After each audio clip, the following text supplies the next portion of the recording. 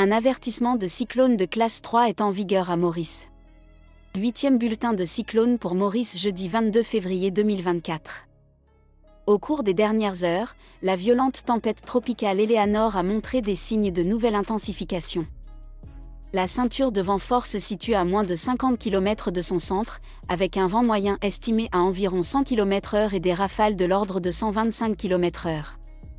À 6 heures du matin, la violente tempête tropicale Eleanor était centrée à environ 200 km presque au nord-est de Maurice, près de 18,6 degrés de latitude sud et de 58,8 degrés de longitude est.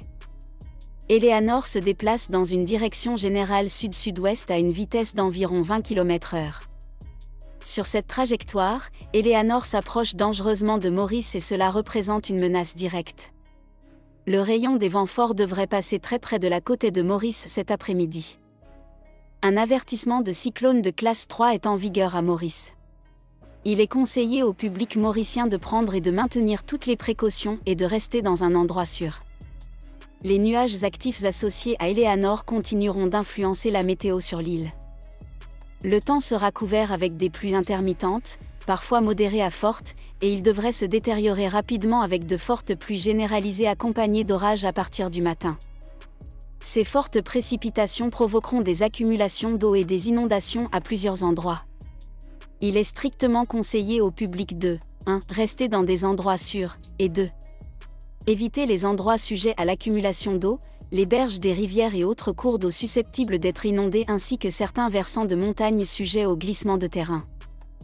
Le vent soufflera initialement du sud-est à une vitesse d'environ 40 km/h avec des rafales atteignant 110 km/h à la mi-journée, se renforçant pour dépasser 120 km/h. La mer deviendra haute avec des houles au-delà des récifs et la hauteur des vagues sera de l'ordre de 6 à 8 mètres. L'onde de tempête est susceptible de provoquer des inondations côtières dans les zones de basse altitude du nord, de l'est et du sud. Il est strictement déconseillé de prendre la mer et d'éviter de s'aventurer le long des plages.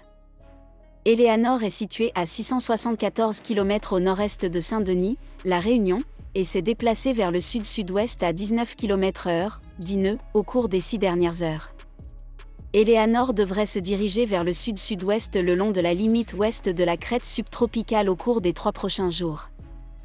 Après 3 jours, le système commencera à ralentir considérablement lors de son virage brusque attendu vers l'ouest-nord-ouest alors que la crête subtropicale se formera vers le sud dans une orientation est-ouest, forçant le cyclone généralement vers l'ouest juste au sud de la Réunion dans environ 4 jours.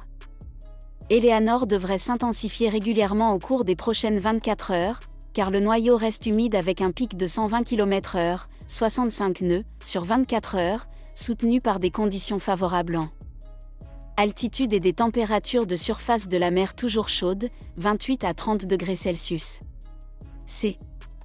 Après 24 heures, les conditions environnementales se détérioreront progressivement avec l'augmentation du cisaillement du vent, 30 à 35 nœuds, et l'entraînement d'air sec injecté au cœur du cyclone, entraînant une tendance constante à l'affaiblissement jusqu'à 55 km/h, 30 nœuds, dans 4 jours.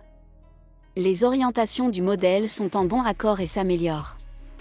Les 2 groupes distincts d'aide aux objectifs se sont alignés au cours des dernières 24 heures avec un écart transversal de 185 km en 24 heures. Au cours des prochaines 24 heures, les orientations du modèle commencent à diverger à mesure que la crête subtropicale au sud se construit vers l'ouest, diminuant la confiance définitive du modèle. Dans le début de la trajectoire vers l'ouest d'Eleanor juste au sud de la Réunion. La trajectoire de prévision du JTWC est positionnée juste à l'ouest du coin